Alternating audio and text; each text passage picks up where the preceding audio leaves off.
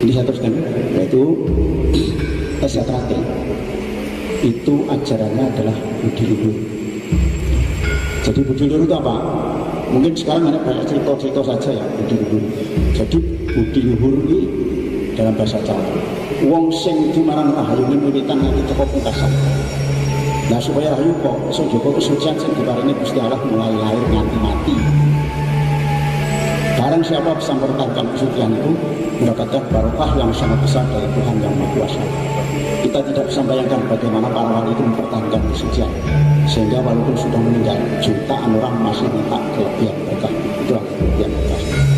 Nah inilah sekarang ajaran budi luhur ini di SJKT itu hanya merupakan cerita saja. Ya, buktinya apa? Buktinya yang bisa mencapai tataran, sekarang saya bukan tataran tingkat 3 itu hanya bisa dihitung sebagai jari yang saya sendiri. Jadi kalau saya cerita tingkat 1, tingkat 2, tingkat 3 sesuatu masalah sangat ya polos jambon hijau putih. Jadi waktu dulu saya itu sampai terima sudah diajarkan pernapasan. Tapi sekarang pernapasan itu mungkin ayat.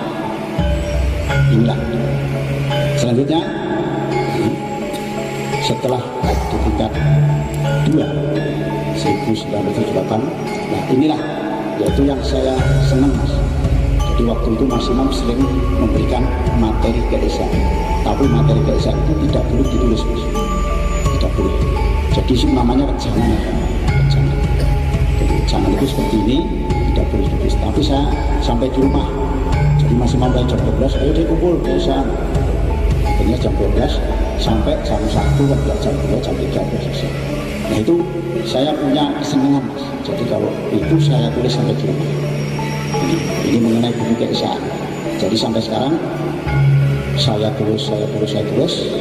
Jadi saya ini urutan yaitu dari polos jambon jepit siswa 194 sampai 1969 itu saya punya catatannya mas. Terus 169 sampai 1978 itu tingkat 1 saya punya catatan. Jadi tiap setelah disahkan, tiap malam Jumat lagi Mas Imam mengadakan saresi. Saya terus nulis di sini. Akhirnya setelah 78 saya tingkat 2. Itu juga masih ada saresian sampai Mas Imam meninggal tahun 1987. Mas Imam meninggal. Itu. Ini saya tulis. Akhirnya ya itu saya simpan. Terus selanjutnya, nah inilah yang sekarang ajaran keesaan ini yang sekarang sudah dicampur, sudah di pengertiannya yang sangat seperti ini. Jadi waktu sebenarnya itu keesaan itu adalah khusus materi yang diberikan kepada calon warga esa dan warga SJKT. Jadi bukan yang lain. Ini tahun 1998 sampai 87 masih itu saya masih mencatat ini. Jadi demikian juga setelah Mas Imam Sedo ya, Mas Imam itu tidak memberikan ilmu yang punah. Jadi kita ditinggali warisan leluhur, peninggalan nenek moyang yang tidak bisa kita tinggalkan. Dan ini jangan sampai berubah. Jangan sampai berubah kemudian daripada ajaran SJKT yaitu puncak silat, nguri-nguri budaya warisan leluhur, peninggalan nenek moyang. Sampai saat ini sering istilahnya itu secara perantara maupun secara baik namanya langsung dan sebagainya. Ini yang suruh sudah pesan bahasanya aku ngerti kumpulan itu di kumpulan agama, itu kumpulan politik, kumpulan persaudaraan. Inilah jangan sampai di sana, jangan sampai dimasuki agama maupun dimasuki politik. Yang sekarang ini sudah demikian. Kita harus kreatif. Jadi sekarang banyak orang-orang yang pandai, tapi jiwa esanya kurang mendalam, keesanya kurang masih mampu.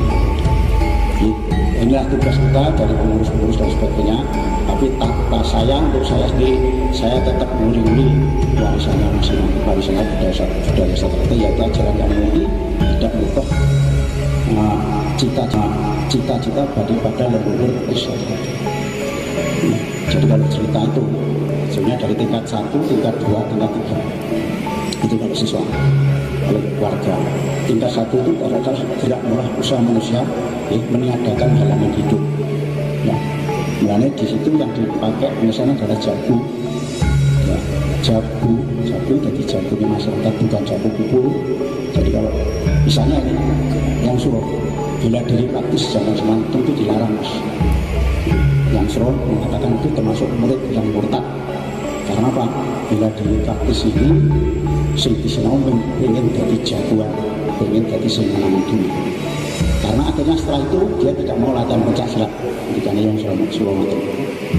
Maka yang suruh pencak silat itu diajarkan tidak untuk menjadi menangan, untuk mengayomi yang lemah, untuk menjadi manusia yang hidup.